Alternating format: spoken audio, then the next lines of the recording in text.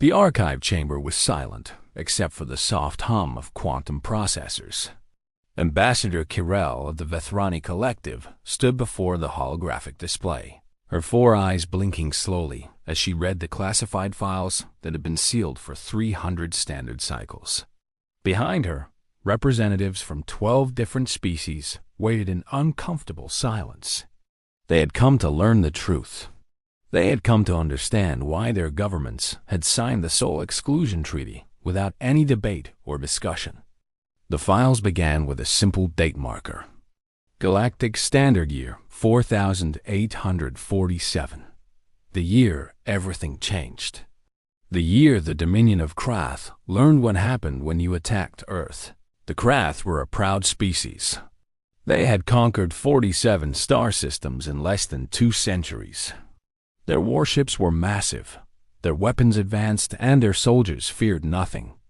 When their scouts discovered the Sol system and its single inhabited planet, they saw an easy target. The humans had only recently achieved faster-than-light travel. Their ships were small and primitive. Their weapons were laughable compared to Krath technology. The invasion fleet consisted of 800 warships. Each vessel carried enough firepower to glass a continent. The Krath High Command expected the conquest to take less than 3 standard days. They sent no diplomats. They offered no terms. They simply arrived at the edge of the Sol system and began their approach toward the third planet from the yellow star. The first warning came from a small automated station near the orbit of Neptune. It broadcast a simple message in over 40,000 languages, including perfect Krath. The message said that the Sol system was protected territory. It instructed all vessels to halt their approach and identify themselves. The Krath fleet commander laughed at this message. He ordered his ships to destroy the station and continue forward. The station exploded in a small flash of light. The Krath commander smiled. Then, his sensors screamed warnings that made no sense. The explosion had not destroyed the station. The station had simply released something that was now spreading through space at impossible speeds. The first warship disappeared without warning. One moment it was there, broadcasting normal signals. The next moment it was gone. Not destroyed, not damaged, simply gone. The Krath commander demanded reports. Before any report could reach him, 17 more ships vanished. The remaining vessels opened fire in all directions, their weapons finding no targets. A Krath science officer later described what happened next. He said the space around them seemed to fold and twist. He said he saw things moving between the stars that his mind could not process. He said he watched his fellow officers age and die in seconds while he remained frozen in place. When the phenomenon ended, only his ship remained. 799 warships had been eliminated in less than 4 minutes. The science officer managed to send one transmission before his ship's engines failed. He said the humans had done something to space itself. He said they had turned the void between stars into a weapon. He said that anyone who came to Sol would face the same fate. Then his transmission ended, and his ship drifted dead and empty through the darkness. The Krath Dominion did not believe this report. They sent a second fleet. This one was larger. 1,200 warships with the most advanced shielding their scientists could create. They approached from a different angle. They moved slowly and carefully. They scanned everything around them for signs of the weapon that had destroyed the first fleet. They detected nothing unusual until they passed the orbit of Saturn. Then the rings of the gas giant began to glow, not with reflected light from the distant sun, but with their own internal energy. The ice and rock that made up those rings transformed before the sensors of the watching Krath. Each fragment became something else. Each piece of debris became a weapon. The archive files contained sensor recordings from the second fleet. Ambassador Kiral watched as millions of objects accelerated toward the Krath ships at velocities that should have been impossible. The Krath point defense systems activated. They destroyed thousands of the incoming projectiles, but thousands more took their place. And these new projectiles did not simply impact the ships. They passed through the shields as if they did not exist. They entered the hull without creating breaches. They found the crew and did things that the recordings could not show because every camera stopped functioning the moment these objects arrived. One Krath ship managed to capture a single projectile before it activated. The analysis of this object was included in the archive.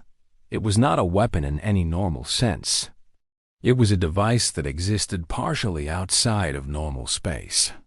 It could ignore physical barriers because it was not entirely physical, and its programming was elegant in its simplicity. Find organic life, disrupt its function, move to the next target. The second Krath fleet lasted 7 minutes longer than the first. 0 ships returned home.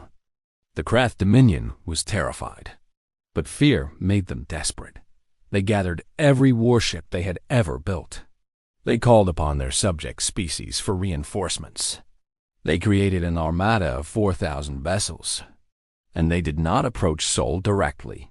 Instead, they sent a planet killer, a weapon designed to cause stars to go supernova. They launched this weapon from outside the Sol system, hoping to destroy the humans before facing their defenses. The weapon traveled for 3 days without incident. It moved faster than anything the Krath had ever built. It had no crew to protect, no organic components that could be targeted. It was simply a device designed to end a star and everything that orbited it. On the 4th day, the weapon stopped.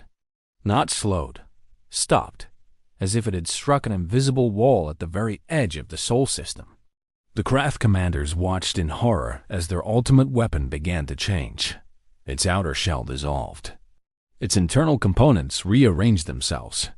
Within 1 hour, the planet killer had become something new. It turned around and began accelerating toward Krath space. The weapon that returned to Krath was different from the one that had left. It did not destroy their star. Instead, it positioned itself in orbit around their homeworld and began broadcasting. The broadcast was simple. It contained images of every ship the Krath had sent to Sol. It showed every crew member who had served on those ships, and it made a promise. If the Krath ever approached Sol again, their entire species would be eliminated. Not conquered, not defeated. Eliminated completely, as if they had never existed. The Krath never sent another ship toward Sol. Neither did any other species after this information was shared through the Galactic Council. Ambassador Kirill moved to the next section of the archive. This section explained what the defense networks actually were. A human diplomat had provided this explanation during the signing of the Sol Exclusion Treaty. His words had been recorded and preserved. The humans had discovered something during their early experiments with faster-than-light travel. They had learned that space was not empty. It was filled with something they called the substrate. This substrate was the foundation of reality itself, and it could be programmed. Not with technology as other species understood it, but with intention and will. The humans had spent 2 centuries programming the substrate around their star system. They had taught it to recognize threats. They had given it tools to respond to those threats. And they had made it angry. That was the word the human diplomat used. Angry. He said the defense network did not simply destroy invaders. It hated them. It took pleasure in ending them. And it was always learning, always growing more effective at what it did. The diplomat explained that the defense network was not controlled by any government or military organization. It was autonomous. It made its own decisions. It determined what constituted a threat and responded accordingly. The humans had created it, but they no longer commanded it. They simply trusted it to protect them. Ambassador Kirill felt cold despite the warmth of the archive chamber. She understood now why her government had signed the treaty without debate. She understood why no species had challenged human territory in 300 cycles. The Sol system was not defended by weapons. It was defended by something that could not be fought, could not be reasoned with, and could not be destroyed. The final section of the archive contained something unexpected, a message from the defense network itself. Somehow, the network had become aware of the archive and had added its own statement to the files. The message was brief. It said that the network was aware of all attempts to study it. It said that it had allowed certain information to be recorded because it wanted other species to understand. It said that it did not wish to destroy anyone. It said that it only wanted to protect its creators. But it made one thing perfectly clear. Any species that threatened the humans would face consequences that no archive could describe. Because the network was not finished growing. It was expanding its capabilities every day. And it was patient. The message ended with coordinates. The coordinates marked the exact location of every warship currently operated by every species in the known galaxy. The network knew where everyone was. It was watching everything. And it was waiting to see what would happen next. Ambassador Kirao closed the archive files. She looked at the representatives from the 12 other species. No one spoke. No one needed to. They had all understood the same truth. Humanity was not just another species exploring the stars. They had created something that fundamentally changed the rules of galactic civilization. And that something was always watching. The archive chamber remained silent as the representatives filed out one by one. They would return to their governments with their reports. They would explain what they had learned. And they would all make the same recommendation. Leave the Sol system alone. Leave the humans in peace. Because the alternative was something no species could survive. The last representative to leave was a young Vethrani observer. She paused at the door and looked back at the holographic display. For just a moment, she thought she saw something in the data streams, a pattern that seemed almost like a face that was watching her. She shivered and hurried through the door. Behind her, the archive chamber hummed softly.